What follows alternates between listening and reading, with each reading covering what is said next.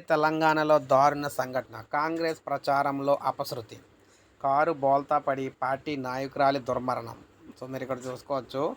లోక్సభ ఎన్నికల్లో భాగంగా ఇంటింటి ప్రచారం చేసేందుకు వెళ్తున్న కాంగ్రెస్ నేతల వాహనం అదుపు తప్పి రోడ్డు ప్రమాదం చోటు చేసుకోగా మహిళా కాంగ్రెస్ మండల అధ్యక్షురాలు దుర్మరణం పాలైన ఘటన భూపాలపల్లి జిల్లా మహాముత్తారం మండలంలో చోటు చేసుకుంది. ప్రత్యక్ష సాక్షుల ప్రకారం హమన్ యామన్పల్లిలో సాయంత్రం కాంగ్రెస్ నాయకులతో కలిసి ఇక్కడ మహాముత్తారం మహిళా కాంగ్రెస్ అధ్యక్షురాలు ఇక్కడ జాడి కీర్తిబాయ్ ఇంటింటికి ప్రచారం నిర్వహించారు. అనంతరం అటవీ గ్రామమైన పెగడపల్లిలో ప్రచారం నిర్వహించడానికి ఆమె భర్త స్తంపల్లి గ్రామ తాజా మాజీ సర్పంచ్ జాడి రాజయ్యతో కలిసి కారులో బయలుదేరారు. నిమ్మగూడెం సమీపంలోని మూలం మలుపు వద్ద వాహనం అదుపు తప్పి రోడ్డు కిందకు దూసుకెళ్లిందనమాట. మట్టి కుప్పను బలంగా ఢీకొట్టింది. దీంతో కీర్తిబాయ్ అక్కడికక్కడే మృతి చెందారు.